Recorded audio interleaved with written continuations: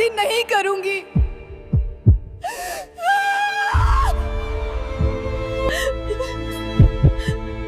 जिंदा रहना है तो तुम्हें शादी करनी पड़ेगी। या अल्लाह, इससे अच्छा मैं मर जाती।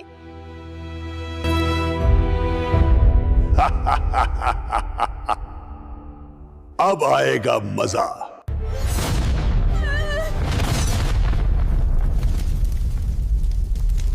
उम्र यही कोई 70 साल होगी। उनकी बीवी का इंतकाल बरसों पहले हो गया था। खुश हो जा कनीज, तेरे नसीब जाग गए। तेरी शादी शहर के सबसे अमीर सेठ जमालुद्दीन से तय कर दी है। चुपचाप निकाह के लिए तैयार हो जा, वरना इस घर के दरवाजे तेरे लिए हमेशा के लिए बंद हैं। भाईजान, क्या मेरा कसूर यही है कि मैं यतीम हूँ? कि अम्मी अब्बू होते तो वो मेरा निकाह एक बूढ़े से करते। ये कहानी एक ऐसी मासूम यतीम की है जिसने अपनी पूरी जिंदगी दूसरों की सेवा और सब्र में गुजार दी, और जब दुनिया ने उसे ठुकराया तो अल्लाह ने उसे ऐसा नवाजा कि देखने वालों की आंखें फटी की फटी रह गई। कनीज नाम की ये 18 साल की बच्ची, जिसके नसीब में उसके अपनों ने 70 साल का बीमार बूढ़ा लिख दिया था।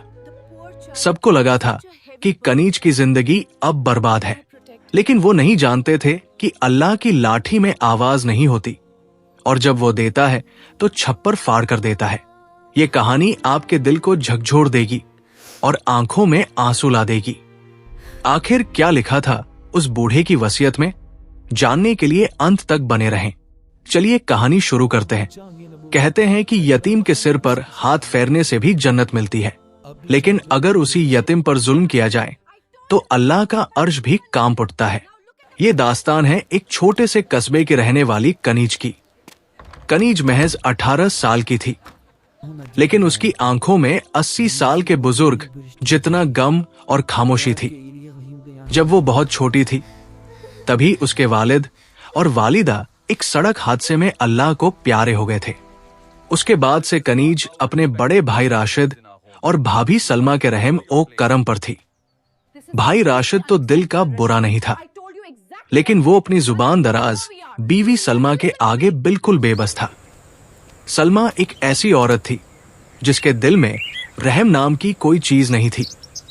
उसे कनीज एक आंख नहीं भाती थी। उसे लगता था कि ये लड़की उनके घर पर एक बोझ है जो मुफ्त की रोटियां तोड़ती है। सुबह की अजान के साथ ही कनीज की जिंदगी की जद्दोजहद शुरू हो जाती थी। अभी सूरज निकला भी नहीं होता कि सलमा की कड़वी आवाज पूरे घर में गूंजने लगती। अरे ओ कनीज अभी तक सो रही है, महारानी उठ और चूल्हा जला, मेरे बच्चों को स्कूल जाना है। कनीज अपनी फटी हुई चादर हटाती और या अल्लाह मदद कर कहकर उठ जाती। कड़ाके की ठंड हो या तपती गर्मी, कनीज के लिए कोई छुट्टी नहीं थी। वो पूरे घर का झाड़ू पोछा करती, कपड़े धोती, बर्तन मांजती और फिर सबके लिए खाना बनाती। लेकिन इतना सब करने के बाद भी उसे खाने को क्या मिलता? रात की बची हुई रूखी सूखी रोटियां। सलमा अपने बच्चों को तो घी लगाकर पराठे खिलाती, लेकिन कनीज के सामने एक सूखी रोटी फेंक कर कहती, ले खा ले और अल्लाह का शुक्र मना कि तुझे छत मिली हुई है, वरना यतीमों को तो कोई भीख भी नहीं देता। कनीज चुपचाप वो रोटी उठाती, अपनी आंखों से बहते आंसुओं को पोंछती और दिल ही दिल में कहती, ए मेरे मालिक, तू तो सब देख रहा है, मुझे सब्र दे। कनीज इतनी खूबसूरत और नेक दिल थी कि देखने वाले कहते थे कि ये तो कोई हूर है, लेकिन उसके मैले कुचैले कपड़े और उदास चेहरा उसकी खूबसूरती को छिपा लेते थे। वक्त गुजरता गया। अब मोहल्ले के लोग दबी जुबान में बातें करने लगे थे। राशिद भाई, अब बहन की शादी कर दो, जवान लड़की घर में बैठी ठीक नहीं लगती। ये बातें सलमा के कानों तक भी पहुंची। उसे चिंता सताने लगी, लेकिन कनीज की खुशी की नहीं बल्कि दहेज की। वो सोचती थी कि अगर इसकी शादी करनी पड़ी तो घर से पैसा जाएगा, दहेज देना पड़ेगा। सलमा रात दिन इसी उधेड़बन में रहती थी कि कैसे इस मुसीबत से पीछा छुड़ाया जाए और जेब से एक पैसा भी खर्च ना हो। तभी एक दिन उनके घर एक रिश्ता आया। रिश्ता लाने वाली बुढ़िया ने सलमा के कान में कुछ ऐसा कहा कि सलमा की आंखें चमक उठीं। बुढ़िया ने कहा, सलमा बेटी शहर के बड़े सेठ जमालुद्दीन साहब है। बहुत पैसा है, बड़ी हवेलियां हैं, लेकिन बेचारे बहुत बीमार रहते हैं। उम्र यही कोई 70 साल होगी। उनकी बीवी का इंतकाल बरसों पहले हो गया था। कोई औलाद भी नहीं है जो उनकी सेवा करे। उन्हें एक बीवी चाहिए जो उनके बुढ़ापे में उनकी सेवा कर सके, उन्हें दवा दे सके। उन्हें लड़की की खूबसूरती या खानदान से मतलब नहीं, बस सेवा करने वाली हो। और सबसे बड़ी बात, वो दहेज नहीं मांग रहे, बल्कि लड़की वालों को मेहर की बहुत बड़ी रकम देने को तैयार है। सलमा का लालची दिमाग तेजी से चला। 70 साल का बूढ़ा बीमार, इसका मतलब कनीज कुछ ही दिन में विधवा हो जाएगी, लेकिन मेहर की रकम तो मिल जाएगी। लेकिन खाला वो बीमार है तो कितने दिन जिएंगे? अरे डॉक्टर ने जवाब दे दिया है, मुश्किल से 6 महीने या साल भर के मेहमान हैं। बस उन्हें एक सहारे की जरूरत है। सलमा ने मन ही मन सोचा, ये तो सोने पर सुहागा है। कनीज घर से दफा भी हो जाएगी, दहेज भी नहीं देना पड़ेगा और उल्टा सेठ जी पैसे देकर जाएंगे। उसने फौरन हाँ कर दी। शाम को जब राशिद घर आया तो सलमा ने उसे ये बात बताई। राशिद सन्न रह गया। क्या कह रही हो सलमा? कनीज अभी सिर्फ 18 साल की है। वो फूल जैसी बच्ची है। और सेठ जमालुद्दीन 70 साल के, वो तो उसके दादा की उम्र के हैं। लोग क्या कहेंगे? मैं अपनी मासूम बहन का सौदा नहीं कर सकता, तो क्या पूरी जिंदगी इसे अपनी छाती पर बैठा कर रखोगे? तुम्हारे पास है इतना पैसा कि किसी जवान लड़के से इसकी शादी कर सको। आज के जमाने में बिना दहेज के तो कोई का लड़की को भी नहीं ले जाता। और सेठ जी इतना पैसा दे रहे हैं, उससे हम अपनी दुकान बड़ी कर लेंगे, बच्चों का भविष्य बन जाएगा। कनीज वहां राज करेगी, हवेली की मालकिन बनेगी। राशिद कमजोर दिल का आदमी था। बीवी की जिद्द और रोज रोज के झगड़ों के आगे उसने घुटने टेक दिए। अगले दिन कनीज को यह फरमान सुना दिया गया। सलमा ने मिठाई का डिब्बा कनीज के आगे रखा और बोली, खुश हो जा कनीज, तेरे नसीब जाग गए। तेरी शादी शहर के सबसे अमीर सेठ जमालुद्दीन से तय हो गई है। कनीज के पैरों तले जमीन खिसक गई। उसने सेठ जमालुद्दीन का नाम सुना था। वो जानती थी कि वो बहुत बूढ़े और बीमार है। उसकी आंखों से आंसू छलक पड़े। उसने अपने भाई की तरफ देखा। भाईजान, क्या मेरा कसूर यही है कि मैं यतीम हूं? क्या अम्मी अब्बू होते तो वो मेरा निकाह एक बूढ़े से करते? राशिद नजरें नहीं मिला पाया और वहां से उठकर चला गया। सलमा ने कनीज का हाथ झटकते हुए कहा, ज्यादा नाटक मत कर। हमने तुझे पाल पोस कर बड़ा किया है। अब तेरा फर्ज है कि हमारे बारे में सोच। चुपचाप निकाह के लिए तैयार हो जा, वरना इस घर के दरवाजे तेरे लिए हमेशा के लिए बंद है। कनीज के पास कोई रास्ता नहीं था। वो पूरी रात जामाज पर बैठी रोती रही। उसने अल्लाह से फरियाद की, या रब्बुल आलमीन, अगर मेरी तकदीर में यही लिखा है तो मुझे इसे सहने की ताकत दे। मैं तेरी रजा में राजी हूं। निकाह का दिन आया। ये कोई शादी का घर नहीं लग रहा था, बल्कि ऐसा लग रहा था जैसे किसी की मयत उठने वाली हो। ना कोई ढोल, ना कोई शहनाई। कनीज को लाल जोड़ा पहनाया गया जो किसी पुरानी संदूक से निकाला गया था। मौलवी साहब आए, सेठ जमालुद्दीन भी आए, लेकिन दूल्हा बनकर नहीं, बल्कि एक मरीज की तरह वो कार से बड़ी मुश्किल से उतरे। और आगे सेठ जमालुद्दीन भी हाथ में लाठी थी और खांस रहे थे। उनके चेहरे पर झुर्रियां थी और बाल सफेद रुई जैसे थे। मोहल्ले की औरतें छतों से झांक रही थी और बातें बना रही थी। हाय बेचारी कनीज, कैसी फूटी किस्मत पाई है। जवानी में ही बुढ़ापा देख लिया। निकाह पढ़ा गया। कनीज ने भारी आवाज में कहा, अरे कबूल है, ये कबूल है। उसने सेठ जमालुद्दीन को नहीं, बल्कि अपनी कड़वी किस्मत को कहा था। निकाह के बाद सेठ जी ने वादे के मुताबिक एक मोटी रकम राशिद के हाथ में थमा दी। सलमा की आंखें पैसों को देखकर चमक उठीं। उसने कनीज को गले भी नहीं लगाया, बस इतना कहा, जा अब अपने घर और हमें भूल जा। कनीज अपनी नम आंखों के साथ उस आलीशान कार में बैठ गई। गाड़ी धूल उड़ाती हुई शहर की तरफ चल पड़ी।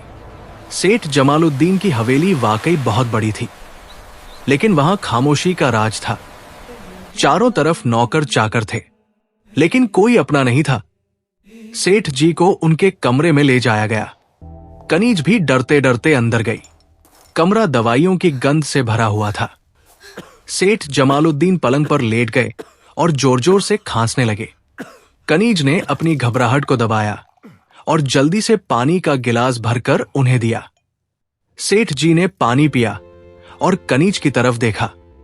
उनकी आंखों में हवस नहीं बल्कि एक लाचारगी और दुख था। उन्होंने कांपती आवाज में कहा, बेटी मुझे माफ करना। मैं जानता हूं ये तुम्हारे साथ नाइंसाफी है।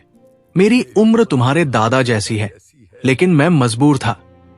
मेरे पास दौलत बहुत है, लेकिन कोई ऐसा नहीं जो मुझे दवा दे सके, जो 2 घड़ी मेरे पास बैठकर बात कर सके। मैं तुम्हें बीवी का दर्जा तो शायद ना दे पाऊं, लेकिन तुम्हें किसी चीज की कमी नहीं होने दूंगा।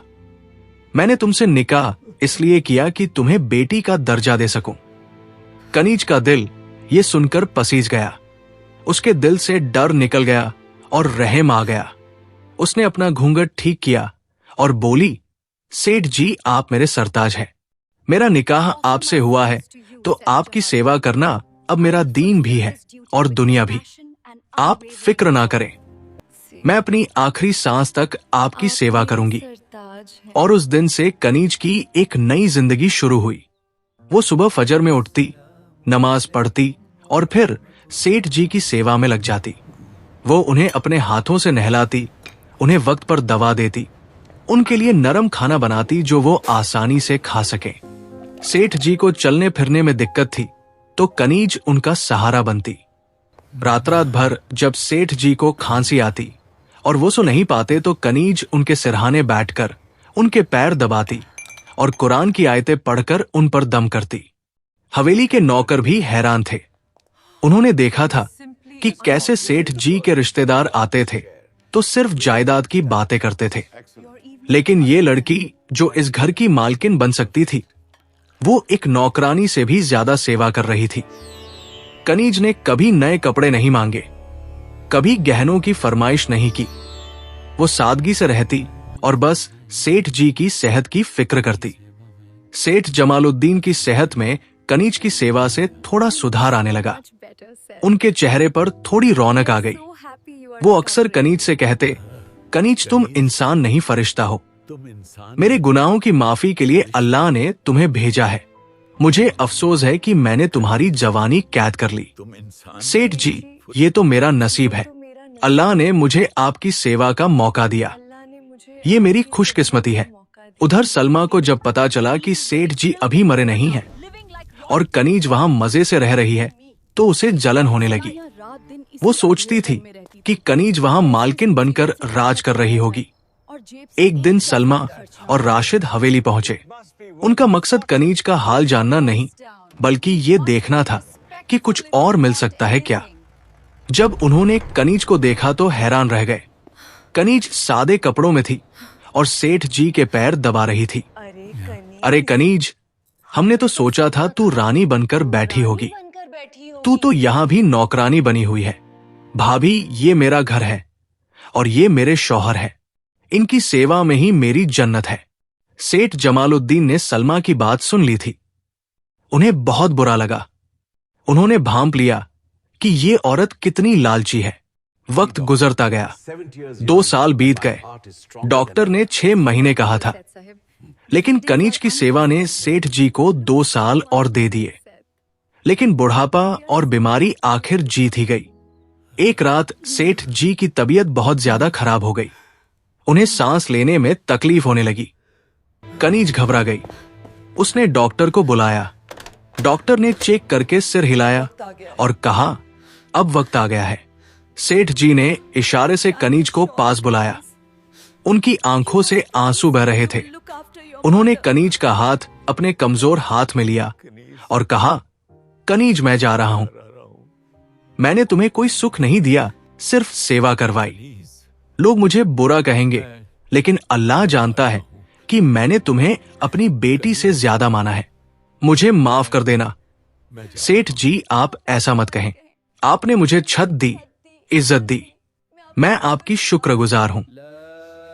सेठ जी ने कनीज के सिर पर हाथ रखा और कलमा पढ़ते हुए अपनी आखिरी सांस ली। पूरी हवेली में कोहराम मच गया। कनीज का रो रो कर बुरा हाल था। वो अब दुनिया में फिर से बिल्कुल अकेली हो गई थी। खबर मिलते ही सेठ जी के दूर दूर के रिश्तेदार, जो कभी हाल पूछने नहीं आए थे, गिद्धों की तरह हवेली में जमा होने लगे। हर किसी की नजर हवेली और तिजोरी पर थी। सलमा और राशिद भी दौड़े दौड़े आए। सलमा के चेहरे पर एक शैतानी खुशी थी, जिसे वो झूठे आंसुओं के पीछे छिपा रही थी।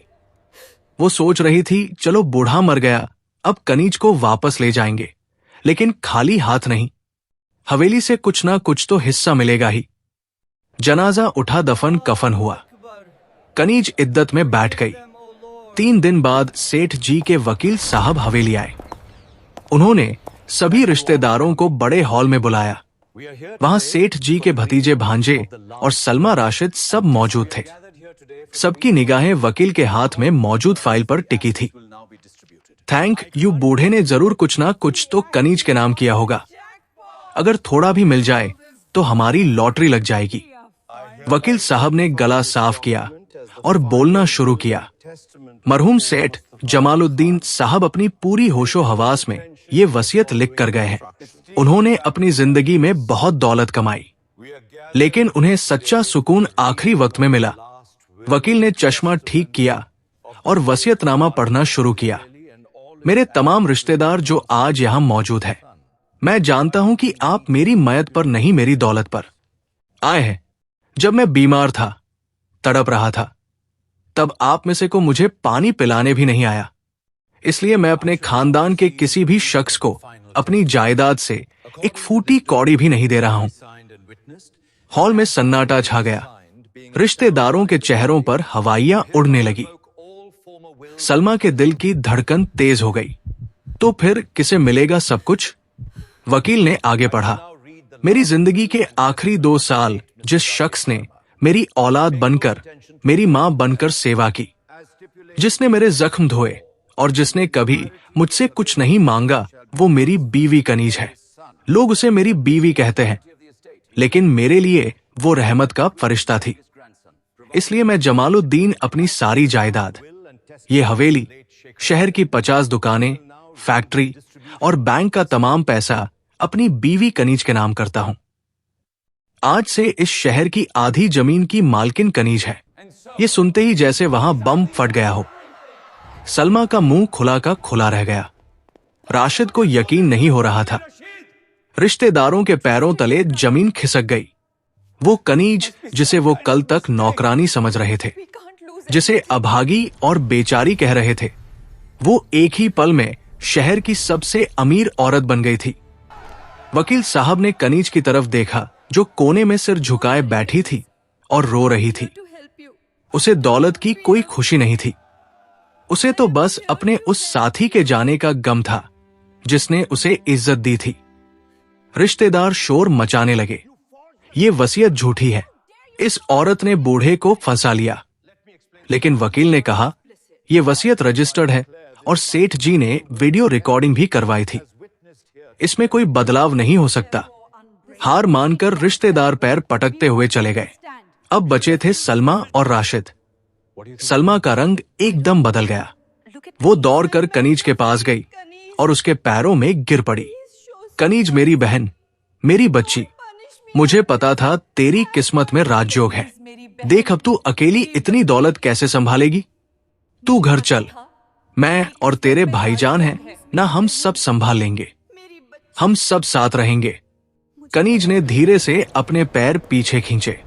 उसने अपनी नम आंखों से सलमा की तरफ देखा। आज कनीज की आंखों में वो डर नहीं था जो पहले हुआ करता था। एक अजीब सा सुकून और ताकत थी। उसने धीमी लेकिन सख्त आवाज में कहा, भाभी, जब मुझे एक रोटी की जरूरत थी, तब आपने मुझे ताने दिए। जब मुझे सहारे की जरूरत थी, आपने मुझे 70 साल के बीमार शख्स को बेच दिया। आपने तो मुझे मौत के मुंह में धकेला था। ये तो मेरा अल्लाह था जिसने उस आग को मेरे लिए गुलजार बना दिया। सलमा गिड़गिड़ाने लगी। माफ कर दे, आखिर हम तेरे अपने हैं, खून का रिश्ता है। कनीज ने राशिद की तरफ देखा जो शर्म से सिर झुकाए खड़ा था। खून का रिश्ता तो उसी दिन खत्म हो गया था भाईजान, जिस दिन आपने चंद रुपयों के लिए अपनी बहन का सौदा किया था। मुझे आपकी मदद की जरूरत नहीं है।